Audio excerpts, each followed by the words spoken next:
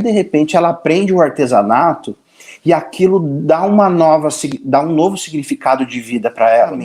A sensação dela se sentir útil de novo causa um imenso bem-estar para ela, dá uma nova qualidade de vida, uma consciência dela como cidadã, como mulher mesmo, de ser útil à sociedade. Isso é muito de contribuir à sociedade, realmente muda. Falo por mim, isso fez toda a diferença.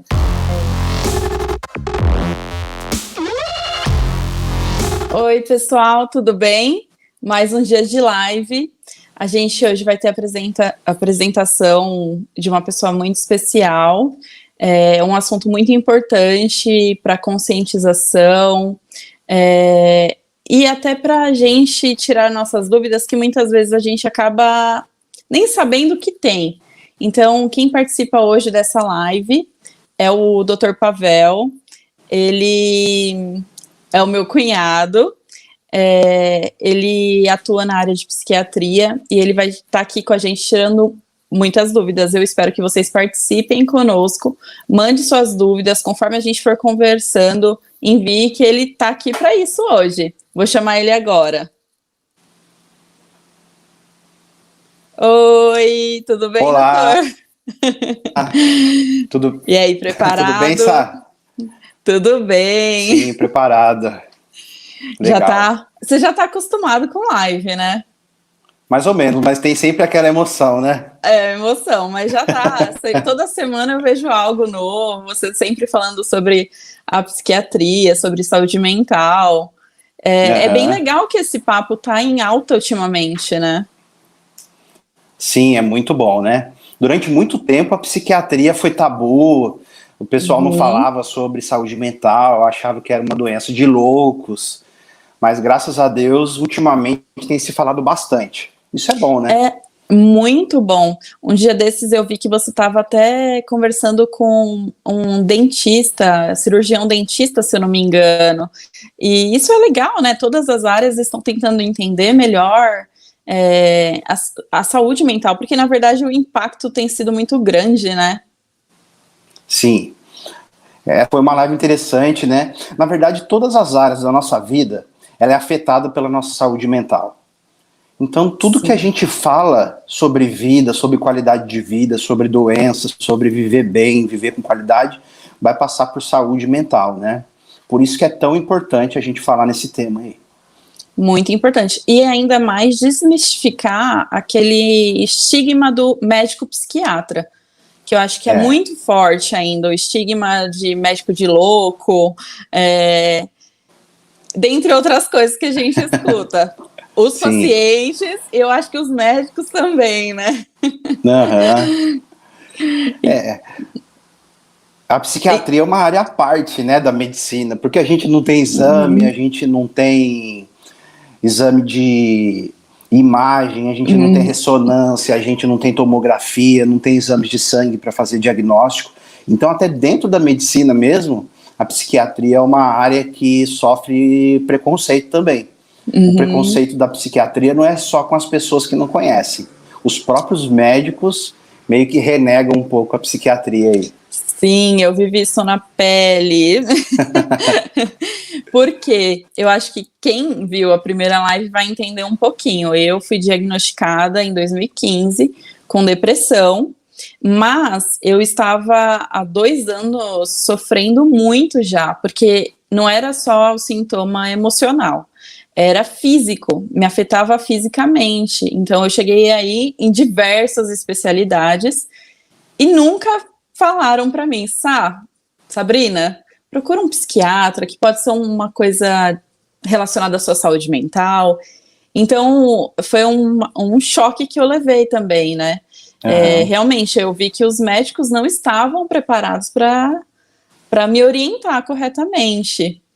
E vou até repassar o porquê que eu fui procurar um médico psiquiatra. Foi bem no início de quando o Pavel começou a namorar minha irmã, e aí a gente conversando sobre assuntos de família, ninguém sabia o que eu estava sentindo, passando, né, porque eu disfarçava muito bem, eu acho que muita gente disfarça muito bem. foi quando, em um dos assuntos, eu perguntei o que ele gostava. Na época você tinha acabado de sair da faculdade, né? Eu acho. Você tinha se formado no ano anterior. Uhum. E aí ele falou que era psiquiatria.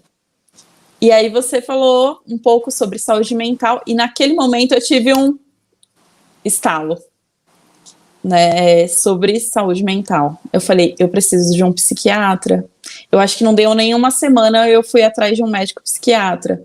Então, por isso até que eu chamei você aqui, porque eu acho que é bom conscientizar as pessoas sobre a importância da saúde mental. Mas, doutor, o que é saúde mental? Vamos lá, falar um pouquinho sobre o que é saúde mental, né? Uhum. Antigamente a gente tinha uma ideia de que saúde era só não ter doença. Uhum. Então, quer dizer, se eu não tenho doença, eu sou saudável, eu estou bem. Só que isso mudou. Para a OMS, que é a Organização Mundial de Saúde, saúde é muito mais do que não ter doença. Saúde é viver bem, viver com qualidade, você ter todos os seus anseios atendidos, você ter, por exemplo, acesso à educação, isso faz parte de saúde mental, você ter acesso a esgoto, saneamento básico. Então, tudo isso faz parte de saúde. Falando um pouco sobre saúde mental, não basta não ter depressão, não ter ansiedade, não ter esquizofrenia também, para ter saúde mental, né? Tem que se viver bem, tem que se viver com qualidade de vida. Isso sim, é ter bastante saúde mental. Não é só não ter doença, é viver bem e viver com qualidade de vida. E qualidade de vida hoje está muito difícil. Porque a gente vive num mundo que todo mundo te cobra, numa sociedade em que todo mundo te julga, as pessoas não têm empatia umas pelas outras. Tudo isso faz com que a gente sofra mais problemas de saúde mental. Infelizmente, é verdade. Né? É verdade. E nesse contexto, eu vejo, na verdade, eu acho que existem até pesquisas, eu li um pouco sobre o assunto, que as mulheres elas são mais vulneráveis a terem algum problema de saúde na área psiquiátrica. Mas por que essa vulnerabilidade da mulher? O que acontece conosco? Legal isso, Sá. É um tópico importante que você abordou. Será que as mulheres realmente sofrem mais de problemas com saúde mental? Sim, é verdade. As mulheres realmente sofrem mais. Por exemplo, as mulheres sofrem o dobro do que os homens, na proporção de 2:1, de depressão, e também sofrem o dobro com ansiedade, né? Por exemplo, no meu consultório, a maioria dos meus pacientes são o quê? Mulheres. São mulheres. Principalmente, assim, mulheres depois dos 30 anos, entre os 30 e os 50 anos. Mas também tem o quesito que a mulher, ela tá mais disposta também a procurar ajuda, né? Exatamente. A mulher se cuida muito mais do que o homem. Ela aceita a ajuda, e principalmente a ajuda de um psiquiatra, muito mais do que o homem. O homem tem mais medo de ir ao médico, e principalmente desse médico ser o psiquiatra, né? Eu acho também que por a gente ser tão emotiva, a gente percebe quando tá além do normal, né? Sim. Talvez a gente não procure porque não sabe quem procurar. Tem isso também, né? Por tantos preconceitos, eu acho que as pessoas não sabem que tem o psiquiatra, né? Que no convênio tem um psiquiatra também, um atendimento, e que o psiquiatra atende essa galera que está precisando de respaldo na parte emocional, né? Mas as mulheres, além disso, eu acho que tem mais algumas coisas que dão uma vulnerabilidade maior. Com certeza. Por exemplo, por que mulher sofre mais transtorno psiquiátrico do que o homem? Normalmente a mulher tem jornada dupla. Então, trabalha em casa, arruma a casa, cuida do filho, dá conta de todas as tarefas domésticas. Não é dupla não, viu? É tripla. É tripla e muito mais, né? Trabalha fora, né? Ela trabalha o dia todo fora, quer ser empreendedora, é empoderada, e chega em casa, o marido não ajuda, e aí sobe pra ela. Então, tudo isso faz com que ela sofra muito mais. É uma carga emocional muito forte. Muitas vezes as mulheres são o arrimo emocional da família, né? Sim. Então, toda a carga emocional da família recai sobre a mulher. E isso muitas vezes sobrecarrega ela.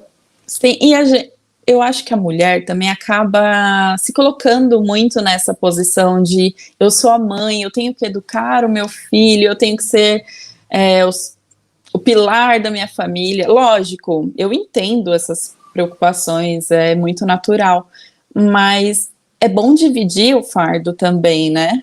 É bom falar, calma, Sim, a eu mulher se preciso de culpa muito ajuda. mais. Sim, Principalmente as que muito. são mães, né? Tem a É. culpa dela mesma, que ela se cobra de si mesma muito, e tem a culpa da sociedade. A sociedade julga muito as mães, querem que as mães sejam perfeitas. É difícil, porque, igual, eu tive meu filho, realmente, eu até brinco que quando nasce uma mãe, nasce uma culpa, é incrível. É verdade. É incrível, a gente parece que, por tudo, a criança chora, a gente fala, será que eu fiz alguma coisa? E também tem essa questão da mulher empoderada, né? Que a mulher tem que trabalhar fora, porque nós, por muito tempo, tivemos que ficar em casa, sendo dona do lar. Então, às vezes, a gente não sabe onde a gente se coloca.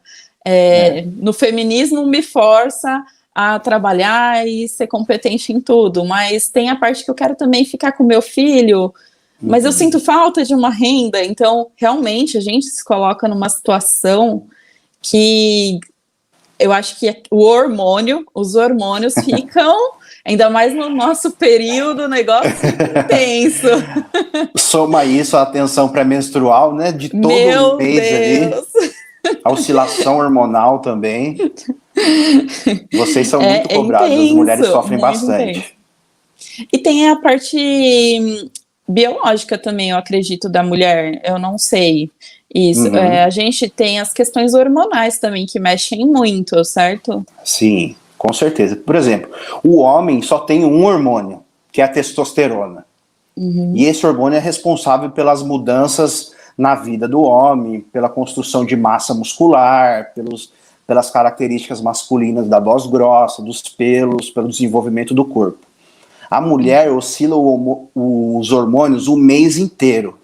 Tem o LH, o FSH, o estrógeno, progesterona. Imagina tudo isso todos os meses, né? É muito Eu difícil para a imagino. mulher. Eu não imagino, né? Você só vê, né, com a sua esposa, como Eu que só é, né? vivo, eu vivencio aqui. Mas é muito mais difícil tudo isso. Para o homem, ele é estável assim e ainda sofre com depressão e com ansiedade. Imagina a mulher que fica oscilando o mês inteiro e ainda tem que lidar com o estresse e com a depressão. Eu acho que o homem, ele acaba sofrendo por isso, porque ele é preso em cativeiro com uma mulher, né? Então, eu acho que ele acaba ficando com ansiedade quando vê o hormônio tá assim. Mas uma coisa interessante, você sabia que os homens que são casados cometem menos suicídio do que os homens solteiros? Nossa, Ter uma não mulher é um sabia. fator de proteção. Realmente a mulher tem um papel importante na vida dos homens. Olha só, hein? Interessante, né? Muito interessante. Tá vendo, Eric? Você tá protegido. Eu tô vendo que o pessoal tá mandando bastante mensagem. Eu vou abrir algumas aqui pra gente ver quem tá participando. Opa! A Flávia, sucesso. Ela já passou pela live, então tá desejando sucesso pra gente. Obrigada, Legal, Flávia, Flávia. valeu. A Luana, sucesso demais. Obrigado, Luana. Valeu, Lu. Deixa eu ver. Nobre Dr. Pavel Silva. A Dani. Você é o cara. Legal, Dani, obrigado. Aqui, a Dani. Grande profissional, grande ser humano, ó. Olha Isso que aí, é legal. verdade. Me ajuda Obrigado pelo carinho. muito. A Eliene, boa noite. Muito bom o tema. Ai, obrigada, Eliene. Obrigada por participar. A Lena, exatamente, as mulheres procuram mais ajuda psiquiátrica, a maioria dos homens tem preconceito É também. verdade. É Olha, mas verdade. A eu vou Lena, te falar, minha amiga. que eu acho que as mulheres também acabam tendo muito preconceito, sim, porque, e na verdade, tem a questão de preconceito, mas tem a parte da gente sempre achar que, não, eu acho que hoje eu tô sensível demais. A gente sempre Uhum, coloca a culpa no hormônio, mas isso. a gente tem que estar um pouco mais sensibilizada para quando realmente tá mais, né? Eu acho Aham. que qual é o momento que a gente tem que procurar por ajuda e qual é a importância do diagnóstico médico mesmo? Ajuda a Olha gente, que Pato. legal que você abordou isso, sabe? Tem uma pesquisa que mostra que as pessoas que precisam de ajuda, seja com depressão ou com ansiedade, demoram 2 anos até procurar o serviço do psiquiatra. Uhum. Essas pessoas sofrem com depressão e ansiedade durante 2 anos, até que elas conseguem procurar ajuda com o psiquiatra e conseguem ser diagnosticadas e conseguem ser tratadas. Ou seja, elas sofreram durante esses 2 anos. E por quê? Primeiro, tem um fator que é interessante.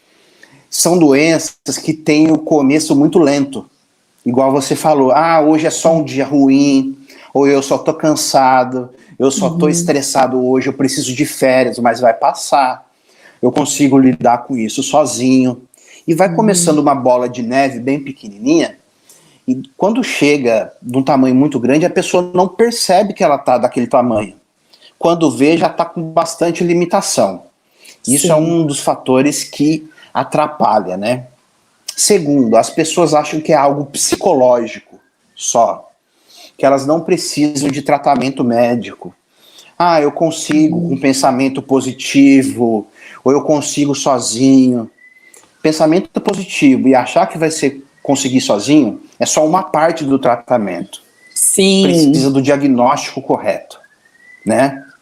muito importante. Fez toda a É, diferença na minha vida.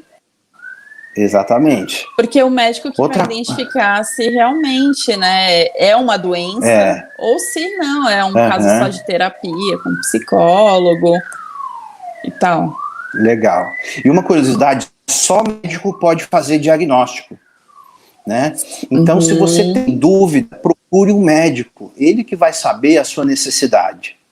Por uhum, exemplo, as pessoas acham, vamos falar um pouquinho aqui da depressão. As pessoas acham, que é a ideia que as pessoas têm de depressão, sabe? Que depressão é ficar trancado dentro de um quarto chorando o dia inteiro. Quando chega nesse sim, estado, aí eu vou procurar ajuda de um psiquiatra. Isso é depressão? É uma depressão. Só que essa depressão é um caso mais severo. Quer ver uhum, como começa o quadro de depressão?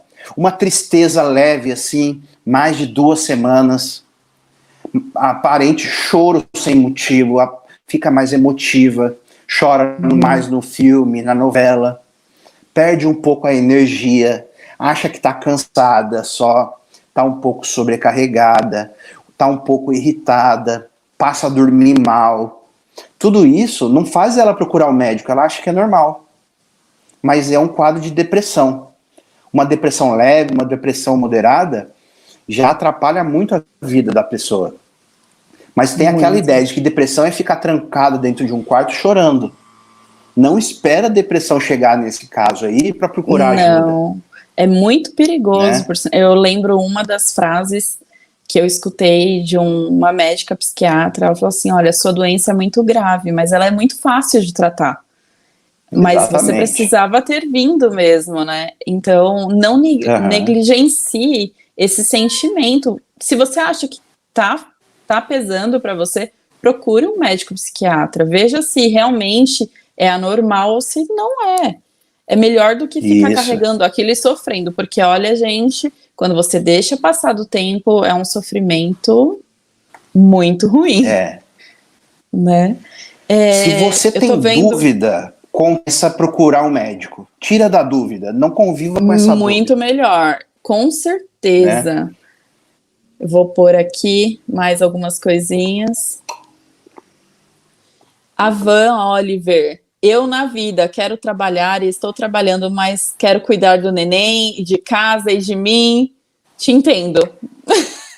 Eu vivo isso todo dia também.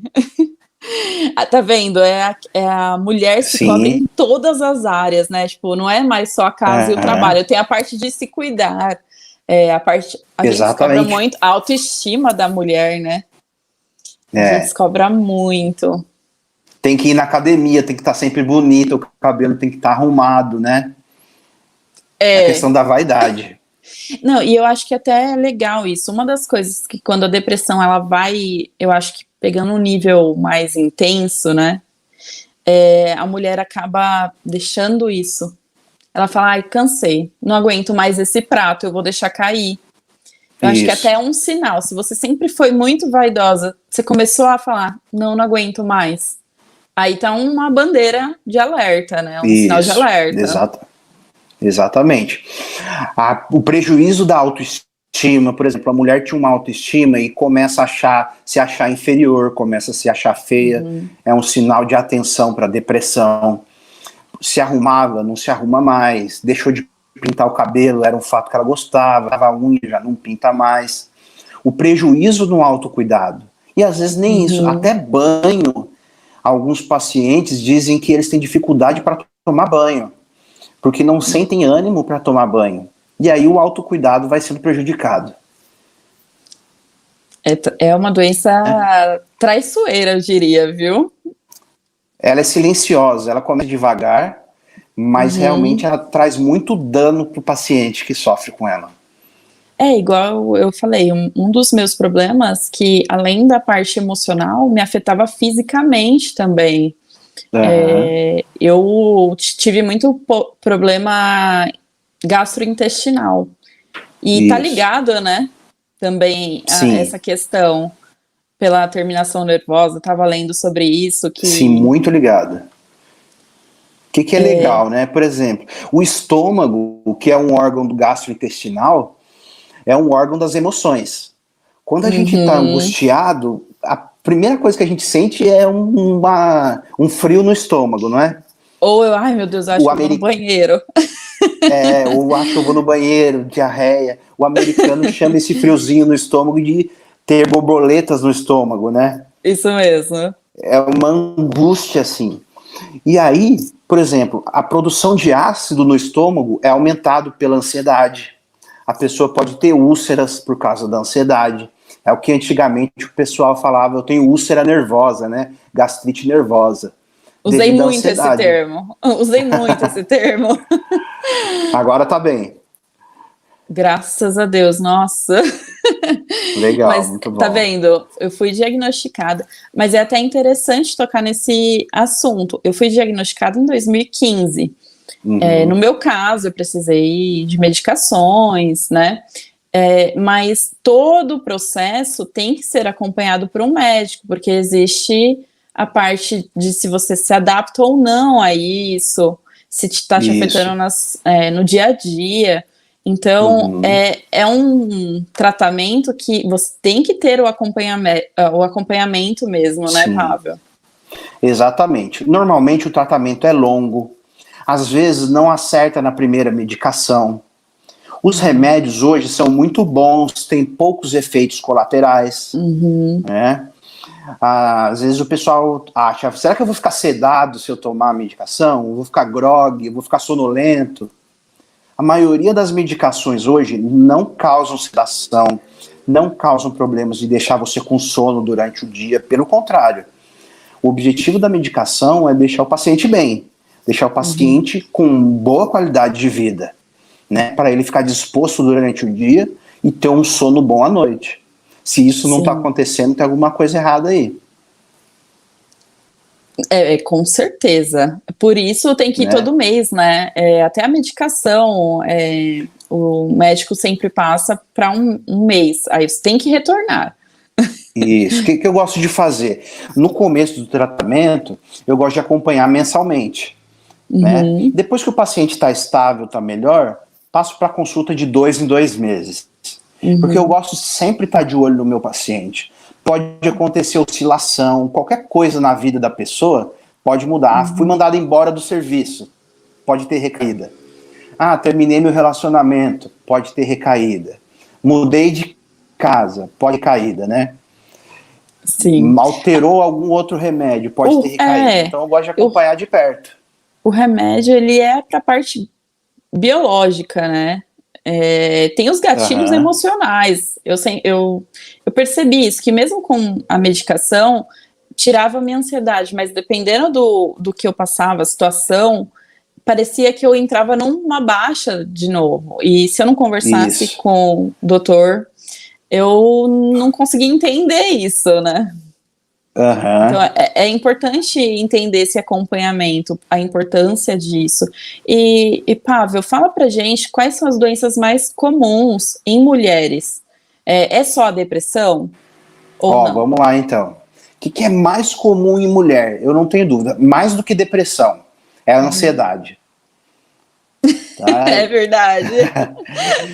O que eu pego no meu consultório é muito mais ansiedade. Em segundo lugar, depressão, sem dúvida. Por exemplo, 90% é depressão e ansiedade dos casos que vão no meu consultório. Com certeza. E aí lá no final tem outras coisas. Mas ansiedade, para mim, eu acho que foi um pouco banalizado, assim. Porque a gente sempre coloca como um defeito. Eu sou ansioso. É uma característica, entendeu? Não é uma doença. Então, eu acho que a maioria das pessoas entendem que, eu sou ansioso, mas faz parte de mim, eu sou ansioso. É isso mesmo? Ou não? Existe o fora do normal? Foi banalizado mesmo, né? Por exemplo, existe a ansiedade doença e a ansiedade patológica. Perdão, a doença que é a patológica e a ocasional, que acontece numa situação. Por exemplo, eu vou ser avaliado amanhã. Eu vou ter um teste de direção para tirar minha carta na autoescola. É normal que eu tenha ansiedade. Eu vou ser avaliado. A gente tem medo de ser avaliado, né? Por exemplo, eu vou ter que fazer uma apresentação e eu vou ter que falar em público. É uma situação ruim. Eu tenho medo de falar em público. Então, isso é uma ansiedade. Tá bom? Esse é um tipo. Isso é ansiedade normal. Todo mundo tem essa. Não precisa se preocupar com essa, tá? Agora, imagina você tá andando 3 horas da madrugada, sozinha na rua, vem 2 caras numa moto. O que você pensa? Vou ser assaltada, vou ser roubada. O que seu organismo se prepara para fazer? Para fugir desses dois caras numa moto ou para enfrentá-los. Então você ativa seu sistema de adrenalina, né? E começa a sentir medo, angústia, seu corpo se prepara para a luta ou para a fuga. Isso tudo é um sistema da adrenalina. Imagina você sentir tudo isso, medo, angústia, adrenalina, sentado na sala da sua casa, assistindo um filme, ou dormindo, por exemplo. Isso é uma descarga da adrenalina causada pela ansiedade, que é uma doença, que é uma ansiedade patológica. É diferente da ansiedade porque eu estou esperando o teste. É comum as pessoas até confundirem com infarto, né? É muito comum. Às vezes as pessoas até vão ao pronto-socorro achando que estão tendo um infarto. Sabe o que é muito comum também em mulher, Sá? Crise de pânico. Passei Como identificar uma... Passou? Passei. Check. Peraí, check, já passei. Hoje a gente dá risada, né? Sim, mas quem é ótimo poder rir nesse momento. O que é uma crise de pânico, né? Sensação de morte, de que você vai morrer naquele momento, sensação de muito medo, de que você pode ficar louco ou perder o controle. Uma angústia assim, muito grande. Sim. Dor do lado esquerdo do peito. Essa dor pode vir para o braço esquerdo ou para a cabeça. Por isso que parece muito um infarto. As pessoas acham que estão infartando. Pode sentir ardência, esquentar o corpo. Outra, falta de ar intensa pode acontecer. Dificuldade realmente para respirar, né? Eu tinha apagões. Eu sumia. Tipo, eu não sei quem eu sou. Depois eu voltava. Também. Isso aí se chama despersonalização. achar que você é outra pessoa, você pode perder consciência. A sensação é de que o ambiente está se fechando, você está se enclausurando, de que pessoas estão se aglomerando em torno de você. Tudo isso é a síndrome do pânico. Aí a pessoa vai para o pronto-socorro achando que está tendo um infarto. E acontece da pessoa, e muitas vezes, até que ela seja diagnosticada com síndrome do pânico. Então, pessoal, se vocês estão sentindo alguns desses sintomas, algumas dessas coisas em situações que não te colocam nessa posição de sentir, questione-se, né? Veja que não é normal. Achei isso muito importante para quem está assistindo, falar, eu estou me sentindo assim, procure ajuda. Isso é importante. Isso. Só queria falar mais uma coisinha aqui sobre isso, Sá. Pode falar. Que às vezes as pessoas acham que isso acontece com o velho, com o idoso. Não. Tem muito adolescente sofrendo de crise de pânico. De repente aqui tem a filha ou o filho de alguém que sofre com isso. Não subestime as queixas dos adolescentes.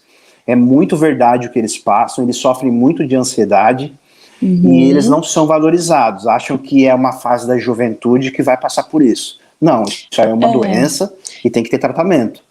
Sim, e pensa que hoje o tempo é outro, né? Na nossa época de adolescente não existia internet, tanta coisa bombardeando, tantas cobranças. Hoje a gente é cobrado por tudo.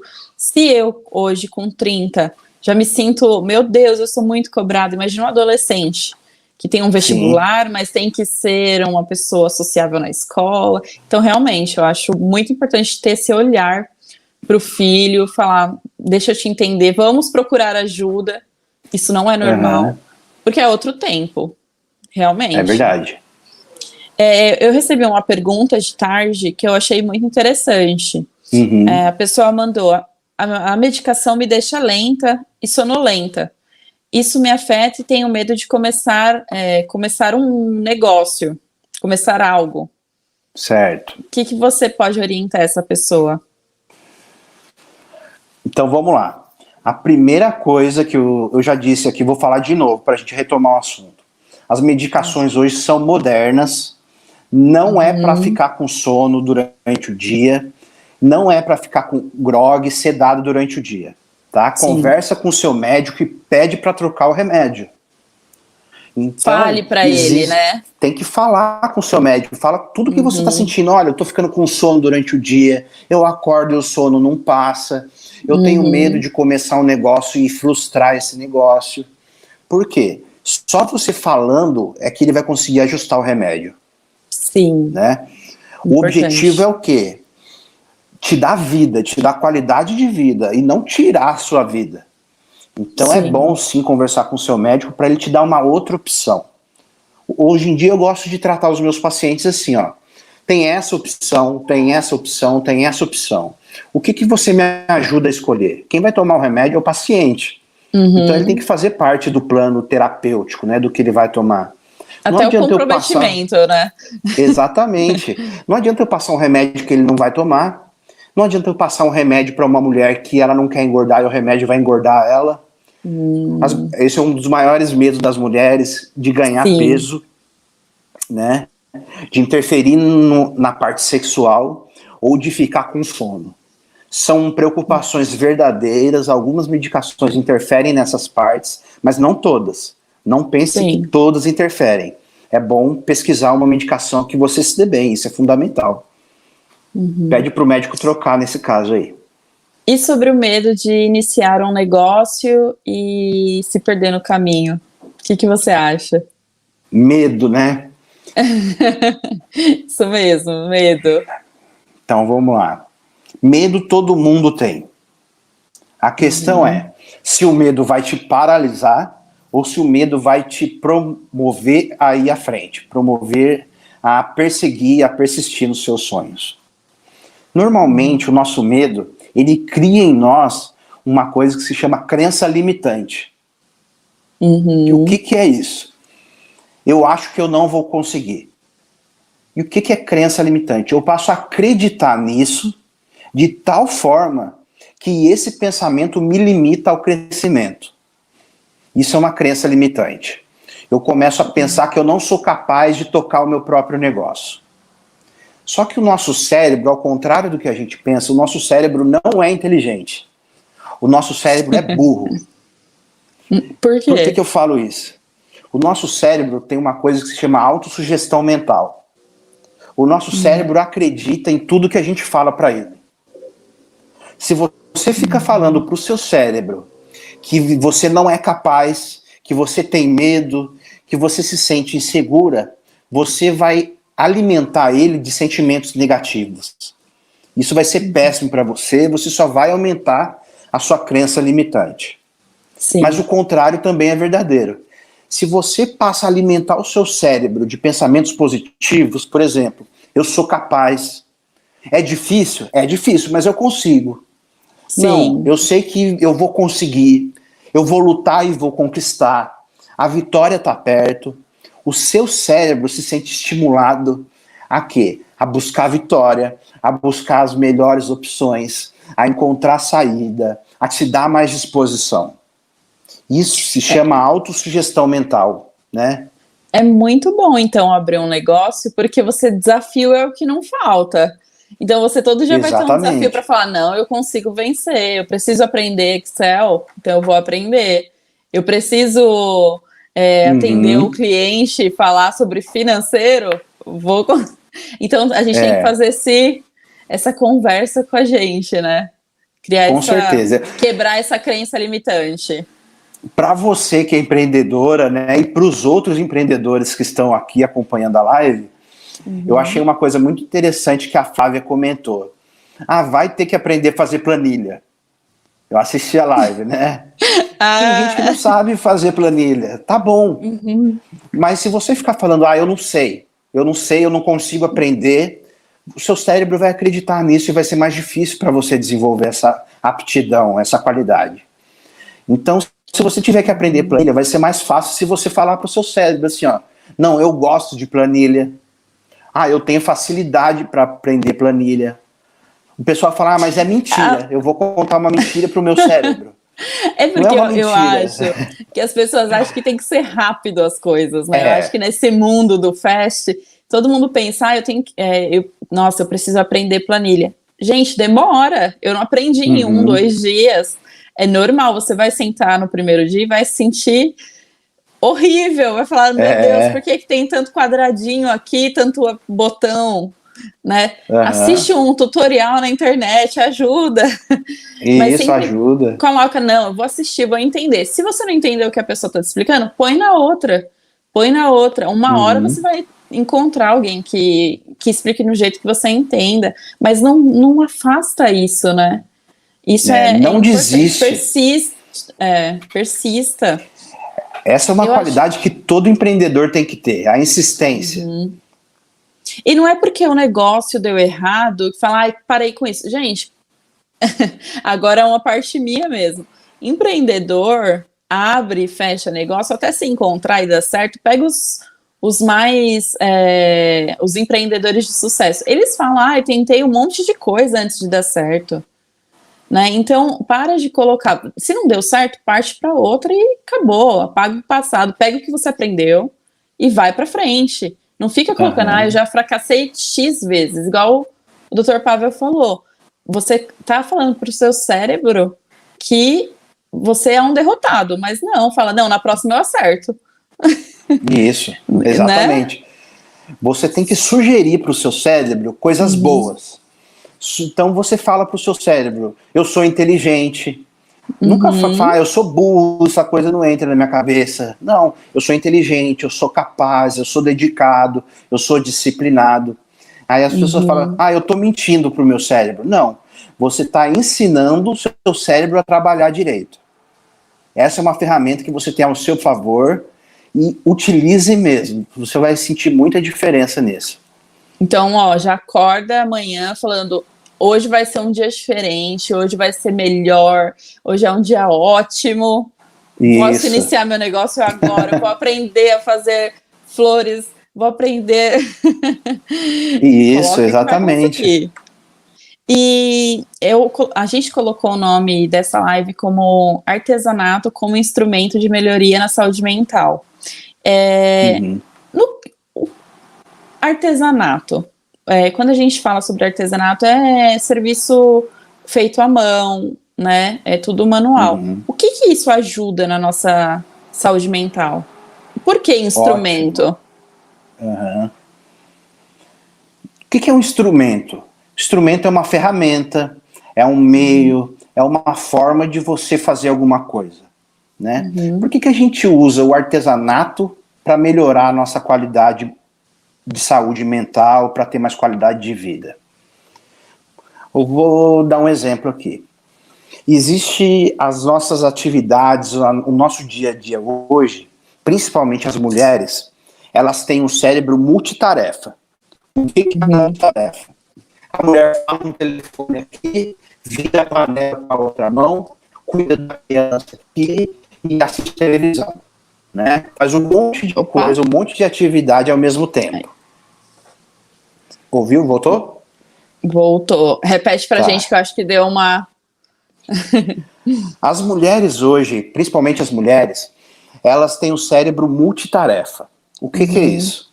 Ela fala no telefone aqui, ela mexe a panela, cuida da criança, assiste televisão, dá ordem para a empregada, fala com o marido, tudo ao mesmo tempo. Isso ela consegue, mas esgota muito o cérebro. O que é uma coisa interessante? A monotarefa, a atenção plena. Isso é até utilizado como mindfulness. Então, o que é o artesanato? Uma das coisas que você faz no artesanato. Você faz uma coisa por vez.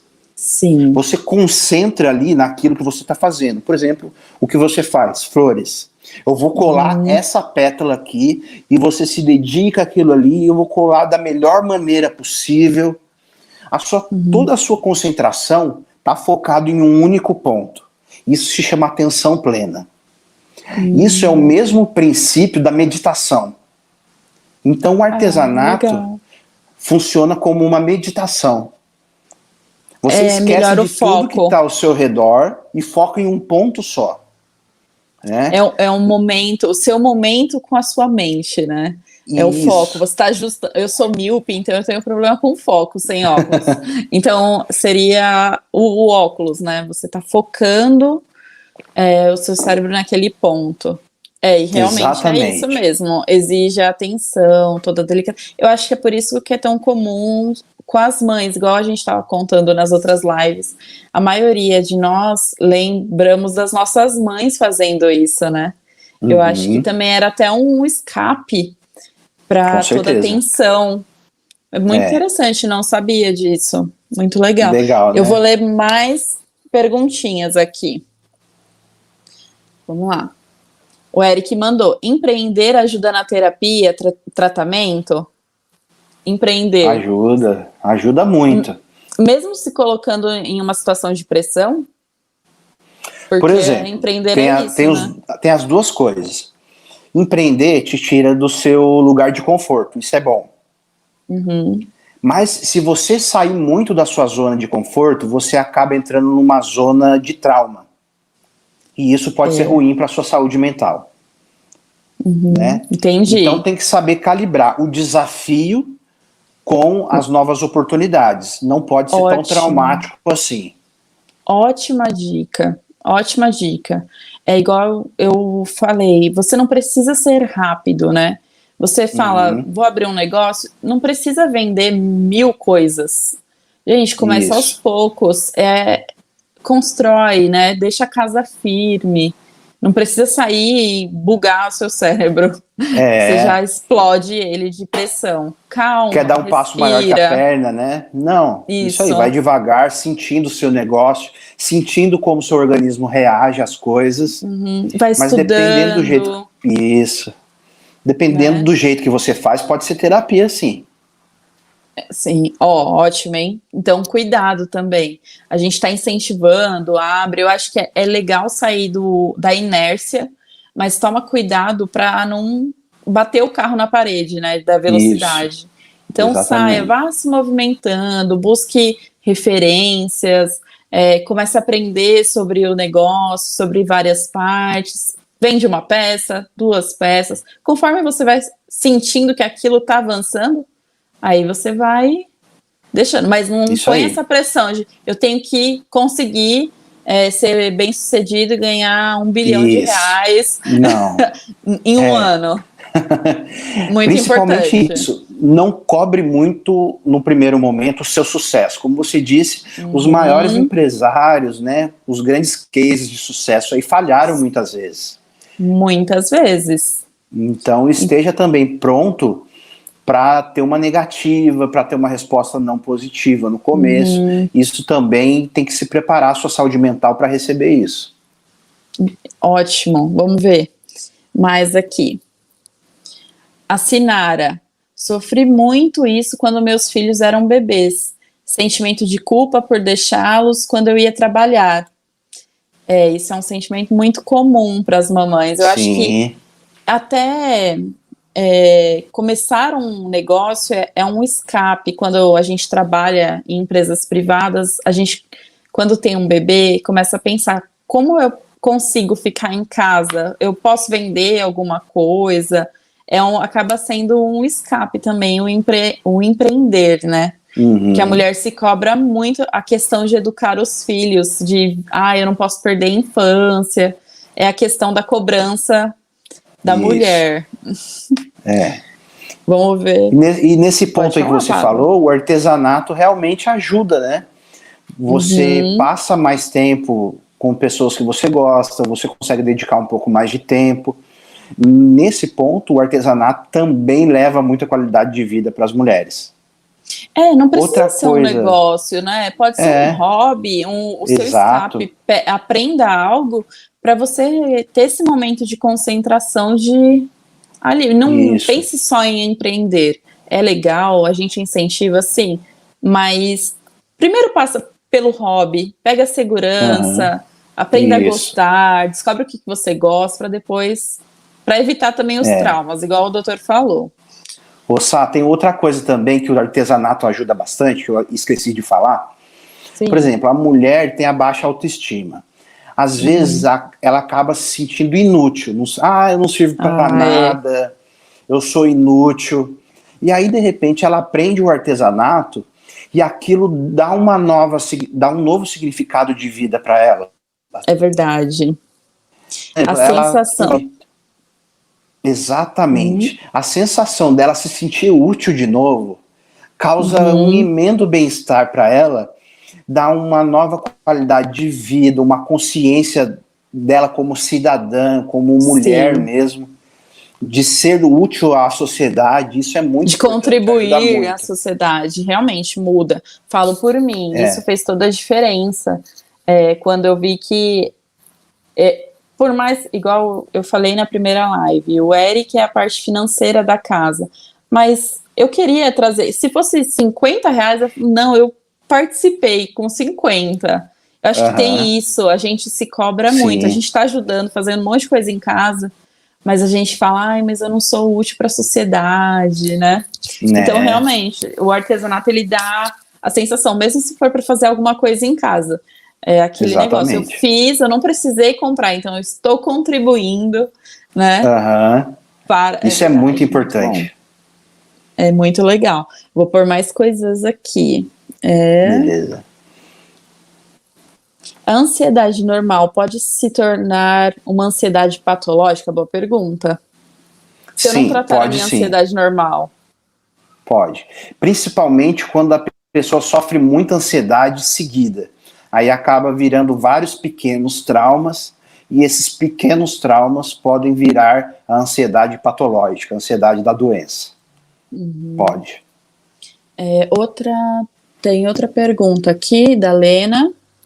Acredito que agora, com a pandemia, os jovens e até as crianças estão desenvolvendo uma ansiedade mais severa. O que o doutor acha? Infelizmente. Tenho plena convicção de que sim. Pandemia mexeu com a cabeça de todo mundo, né, Sabrina? Sim, mexeu muito. Sorte daqueles que têm alguma atividade para fazer em casa, por exemplo, o artesanato. Sim. Mas, por exemplo, põe essas crianças também para fazer artesanato. É muito importante. Outra vantagem do artesanato na criança, ela desenvolve habilidades manuais, É verdade. que é muito Eu importante. coloquei esses dias o Vi para pintar com guache. É uma sujeira? É uma sujeira. É desesperador para mãe? É desesperador. Mas a alegria deles de estar pintando. O meu filho ele tem 2 anos e ele estava estressado nesse ambiente. Sim. Ele não entende por que não pode ficar saindo e quando sai tem que usar máscara.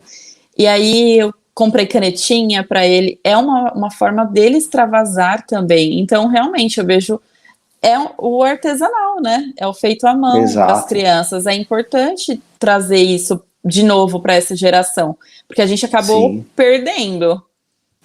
A parte sensorial do artesanato é muito importante para as crianças. Sentir as diferentes texturas, né? Sentir as formas, como encaixar as coisas, utilizar a inteligência espacial. São coisas tão importantes e é uma coisa simples que o artesanato promove. E com os adolescentes? Então isso vai ajudar na quarentena. Com os adolescentes é uma coisa mais complexa, né? Sim. Porque não é só dar uma canetinha para ele, infelizmente. Mas eu acho que, até uma dica como mãe, eu ainda não tenho um filho adolescente, mas eu acho que, como eu já fui adolescente, posso falar isso. É importante a gente sentar com os nossos pais e fazer. Se você faz artesanato, mãe, chama seu filho para participar disso com você, né? Ensina, fala, não, vem aprender. E eu acho que isso faz até um momento de comunhão entre família, né? Sim. Eu acho que para o adolescente estar junto, porque eu acho que eles se sentem muito sozinhos. Isso. E eles são angustiados por natureza, né? Então, é verdade. Chama. Qual é a sua outra dica para os adolescentes nesse momento? Exatamente. É um momento de compartilhar, né? Tá ali junto com a família. Porque hoje está cada um no seu smartphone ou está assistindo televisão e se perdeu o convívio. Então, o artesanato, como atividade de união da família, é excelente. Ótima dica, ó, tá vendo? Não é só empreender o artesanato, você pode usar isso como uma forma de unir a sua família também. Realmente. Vamos ver, a Sinara mandou mais uma mensagem: artesanato é uma terapia para mim. Para mim também, viu? É uma ótima forma. Ó, o crochê é a minha terapia. Ai, que legal ver que vocês praticam isso, é muito legal. A doutora Daiane, conversa super interessante. Olha, estou amando. Olha, obrigada, Dai. Amanhã a doutora Daiane aqui. A Dai é minha esposa, gente. É, a minha irmã. Elisama. Tem algum tipo de artesanato específico que possa ser indicado para quem tem ansiedade? Ou varia mais com a personalidade da pessoa? Legal, sabe muito essa, boa doutor pergunta. Pavel? A Elisama é minha irmã. Legal. Né? Não tem uma atividade específica assim que vai diminuir a ansiedade. O importante é que a pessoa goste daquilo que está fazendo. Se tiver muita dúvida sobre qual atividade fazer, um TO, que é aquele profissional que é o terapeuta ocupacional, pode ajudar. Existe um profissional que ajuda nessas atividades para desenvolver, por exemplo, artesanato, em específico para uma causa. Então, os terapeutas ocupacionais ajudam bastante nisso aí. Que legal, uma dica, não sabia também. A minha dica como artesã é você fazer testes também. Tenta um crochê, no meu caso. Tentei, não rola, não consigo fazer crochê. Aí pulei. Fui pintar.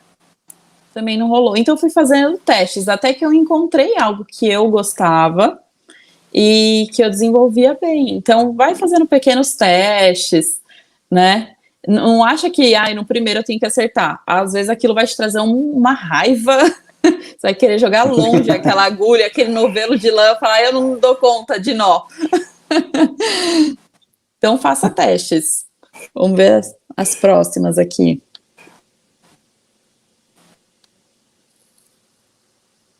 Opa! Doutor Pavel acabou de cair. Deixa eu ver aqui, pessoal. Então, eu vou contar um pouco da minha história sobre esse momento de depressão. Eu acho que é até legal para a gente se identificar o porquê da saúde mental, por que eu faço questão. Toda essa minha jornada foi traçada devido à minha saúde mental. Eu saí de um trabalho comum da privada, numa empresa privada, para ficar em casa. E eu me achava inútil, né? Eu falava, nossa, eu sempre trabalhei desde os 15 anos, por que agora eu tenho que ficar em casa? E o artesanato realmente me ajudou a focar. Ele me ajudou a ocupar a mente, né? Foi nessa que eu acabei entrando em diversos empreendimentos. Eu comecei com a minha cunhada e aquilo distraiu durante toda a minha gestação, a minha mente, fez muito efeito. Por isso eu acho importante para quem já pratica o artesanato, que é uma coisa séria, não pense que é uma coisa que é sem valor. Não, isso tem muito valor, você está se cuidando. Esse momento é seu, é da sua saúde mental. E eu queria dar outro recado para vocês. No link, na página do YouTube, a gente deixou alguns links. E se você tem mais curiosidades sobre empreender na área de artesanato, você quer receber mais dicas nossas, a gente está preparando bastante material, mas você tem que entrar nesse link e deixar o seu e-mail. Na página já que vai abrir, já vai estar lá para você colocar seu e-mail. Coloca o seu e-mail, porque eu sei que assim você quer receber realmente mais dicas de artesanato. Então, entra lá, tá? No corpo do YouTube, do canal, nesse vídeo mesmo. Lembrando que todas as lives, elas estão gravadas e vai ficar disponível aqui. Então, vamos concluir, gente. Obrigado por mais um dia, foi ótimo. Eu queria ter concluído, mas infelizmente acontecem imprevistos. Da próxima vez a gente vai tentar que não aconteça, mas aconteceu. Então, até amanhã. Obrigado pela atenção de vocês. Obrigada. Tchau, tchau. Boa noite.